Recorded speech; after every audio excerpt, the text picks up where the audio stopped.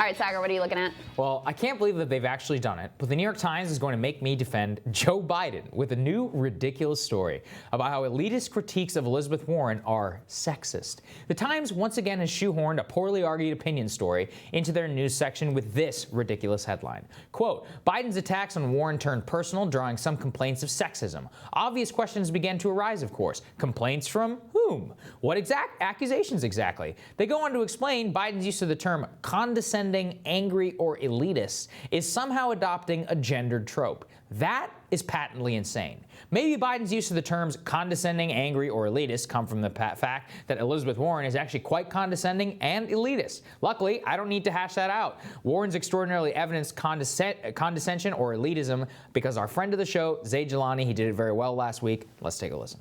I think Warren is behaving in a chauvinistic manner that appeals to a lot of upper-class liberals that look down, I think, on social conservatives, but that could end up alienating key voter blocks in a lot of these more socially conservative states in a way that I think even the economic populist policies are not doing. Focus here should not just be on Warren's conduct, however. It should also be on the paper of record once again being used as an opposition research firm for candidates that share its politics. Remember that headline said complaints of sexism? Well, who exactly do these complaints come from? I'll save you the trouble. The first person that they quote is Elizabeth Warren. The next person is an Elizabeth Warren supporter, and then the person after that is also an Elizabeth Warren supporter. They didn't even do what they usually do, which is you go get a quote from some women's organization, which is obviously in the tank for Elizabeth Warren, and then dress it up as expert analysis. They just quoted the candidate and her supporters. Does that sound like actual journalism to you? It sounds like a press release. Elizabeth Warren's pathetic defense and then the enlisting of the New York Times to write this ridiculous story should offend all of us. Gaslighting the American public into thinking that all criticism of Elizabeth Warren is sexist does an actual disservice to future events when real sexist attacks are launched against her. And here's the thing. Elizabeth Warren isn't the only candidate that is pulling this card. Minnesota Senator Amy Klobuchar also basically called sexism on the fact that she and some other female senators have been eclipsed by Mayor Pete Buttigieg on the stage during a CNN interview. Let's take a listen. Of the women on the stage, I'm focusing here on my fellow women senators, of Senator Harris, Senator Warren, and myself. Do I think that we would be standing on that stage if we had the experience that he had?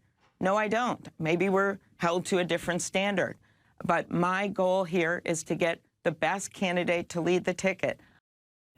This would make a lot more sense if the leading person in the Democratic primary right now was not, oh, let me check my notes, yes, Senator Elizabeth Warren. Or, if the Democratic nominee for president last cycle wasn't named Hillary Rodham Clinton. And you know what, maybe Senator Klobuchar, if Pete Buttigieg would be doing a lot worse in the polls if there was a story about him eating a salad with a comb and being one of the most verbally abusive bosses on Capitol Hill. Just a thought. Also, I seem to remember a very upstart woman of color, former bartender actually. She beat an incumbent Democratic member of Congress who went on to completely change American political discourse, got more earned media than any other Democrat in modern memory. My bet is if that she was old enough and could run for president, she'd lap Amy Klobuchar 10 times over. What would exactly she blame them? You also, I'm sure, also remember Senator Klobuchar's opponent, Senate colleague Kamala Harris, tried this again recently while blaming voters for being too sexist or too racist to accept her candidacy. Why should this all drive us crazy? Is that these things is the complete denial of agency for these candidates and then the lack of general trust in the motivations of the Democratic primary electorate, who I'm going to go ahead and assume here actually share most of the same gender and racial values these senators purport to have.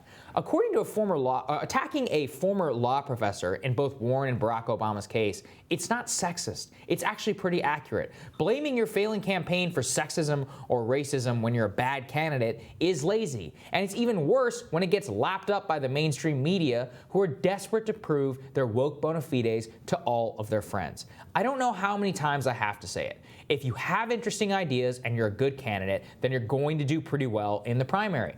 Amy Klobuchar is not doing well because voters don't trust that she can either A, beat Donald Trump, or B, doesn't have a positive vision for the country that aligns with them in a way that they would like to see. That's it. That's really all there is to it. Candidates and the media would do well to learn it too if they want to maintain credibility with their voters. And that was the thing, Crystal. It was like, Amy Klobuchar is like, oh, well, a lack of experience is why, maybe we're held to a different standard. And like I said, if AOC was up on that stage, she would clean Amy Klobuchar and Kamala Harris's clock. Absolutely. So what would they bet? Yeah, she's only 29 years old. She's a much better politician than you are. Oh, yeah. No, the thing that's hilarious to me with the Amy Klobuchar piece is she tries to sort of blame the media, like, oh, they're really propping up Pete Buttigieg, which is totally true. The media is completely propping up Pete Buttigieg. What she fails to mention is that they tried very hard to prop her up as well. After that last debate, there were all these stories about, oh, Amy's surging at the right moment, and she's got momentum now. I mean, Politico did one, New York Times did one, Washington Post did one. They all tried, and the voters were like, yeah, no. Yeah, they're like, no, we're good. Yeah, no, we're good here.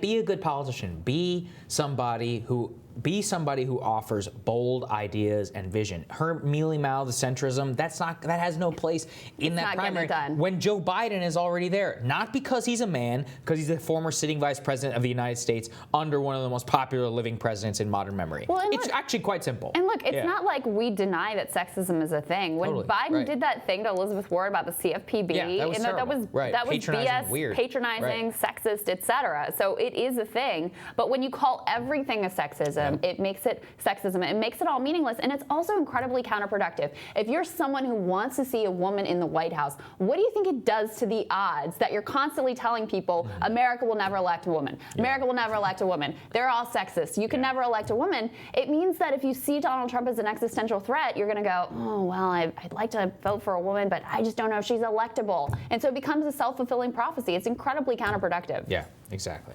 All right. Next up on Rising. Cryptocurrency, long touted as an evolution in the financial markets, but technologist John McAfee says not all virtual exchanges are equal. He tells us why he doesn't trust Facebook's Libra, and he weighs in on the future of the digital coin next.